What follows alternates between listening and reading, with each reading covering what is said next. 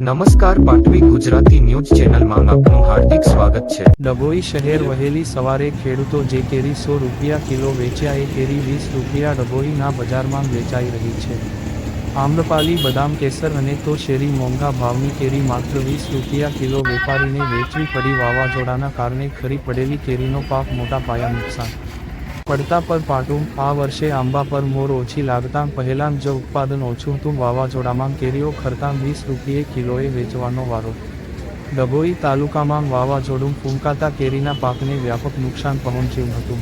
એક તરફ આ વર્ષે આંબા ઉપર કેરીના પાક ઓછો આવ્યો હોઈ આંબાવાડીના સંચાલકો પહેલાં જ ઓછી આવકને લઈને ચિંતામાં હતા। દરમિયાનમાં વાવાઝોડામાં આંબાવાડીમાં આંબા ખરી કારણે ખેડૂતો પડતાં પર પાટું જેવો ઘાટ થયો છે। બીજી તરફ ડાંગર સહિત શાકભાજીના પાકને પણ વાતાવરણમાં પલટો આવતાં વ્યાપક નુકસાન પહોંચ્યું છે। હવામાન પંથક વિભાગની આગાહી ડભોઈ તાલુકાના ટીંબી ભીલાપુર પલાસવાડા સહિત જિલ્લાભરમાં ગઈકાલે મોડી સાંજે અચાનક વાવાઝોડું ફૂંકાયું હતું। ભારે પવન ફૂંકાતા આંબાવાડીમાં આંબાના વૃક્ષો પર કેરીના પાકને મોટા પાયે નુકસાન થયું હતું।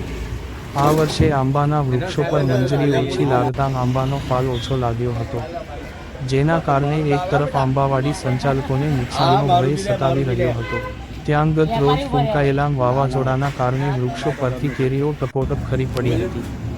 એક તરફ આંબા ઉપર કેરીના પાક ઓછો હતો તેવામાં ભારે પવન ફૂંકાતા બચેલી કેરીનો પાક ખરી પડતા ખેડૂતોને ભારે નુકસાન વેઠવાનો વારો આવ્યો છે।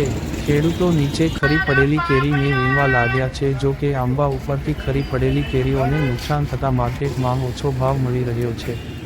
ત્યારે ડભોઈના ખેડૂત આકાશ કાંજીયાની આંબાવાડીમાં ઝૂલતી કેરીઓ ભારે પવનમાં ખરી પડતાં ₹400 પ્રતિ મણના ભાવે વેચવી પડી હતી। ડભોઈ ટીબી ગામ નારણભાઈ સોમાભાઈ દેવીપૂજ જણાવ્યું હતું કે અમારી આંબાવાડીમાં 100 કિલોથી વધુ કેરીઓ ખરી પડતાં આખા વર્ષની મહેનત બાદ પણ અમારા હાથમાં રોકાણ કરેલા રૂપિયા જેટલી પણ આવક આવે તેમ નથી। ડભોઈ રિપોર્ટર બિલાલ બુરાવાલા।